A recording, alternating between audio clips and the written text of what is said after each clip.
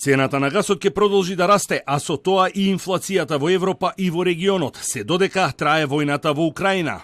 Најпогодени ќе бидат Германија и Италија поради зависноста од газ, а тоа ќе се одрази на цената на струјата на слободниот пазар, каде високите цени ќе се задржат уште неколку години, поради доминантното влијание на Германија, смета министерот за финансии Фатмир Бесими. Тој во неговата неделна колумна како заклучок наведува дека македонската економија, покрај инфлацијата, ќе биде погодена и од високите цени на енергенсите и од намалувањето на можноста за извоз во Европската Унија. Нашата економија, како мала и исклучително отворена економија со изложеност од 140% од бруто домашниот производ и со околу 80% од извозот насочен кон Европската Унија и 50% кон Германија, сосема е логично дека случувањата во ЕУ и Германија не засегаат.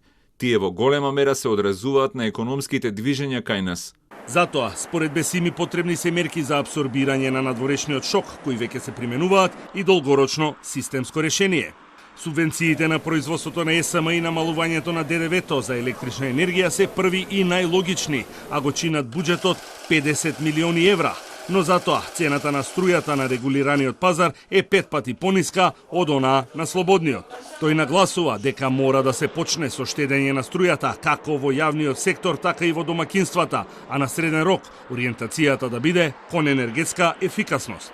Сепак, според Бесими, овие мерки може само да го амортизираат ударот, а како долгорочна мерка за него е промени во приходната страна, односно проширувањето на даночната основа која се подготвува во моментот и сузбивање на сивата економија, со што дополнително ќе се полни буџетот. Неопходно е ревидирање и рационализација на буџетските расходи.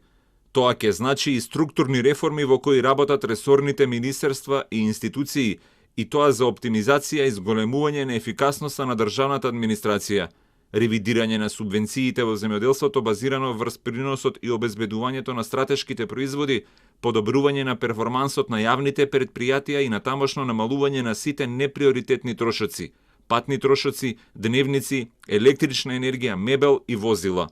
На иста линија е директорката на УЈП Сања Лукаревска, која додава дека со реформите ќе се неутрализираат неправедностите во даночниот систем, а сите забелешки на бизнис заедницата и експертите ќе бидат земени предвид. Ова е реформа со која што ние сме ги детектирале слабостите, сме ги земале во предвид сите оние забелешки и препораки и од ОЕЦД, и од Светска банка, и од ММФ, сме ги преточиле на парче хартија и потоа сме отвориле соодветна дебата, затоа што мора да се дебатираат работите за да нема некои поднатаму непопуларни решенија.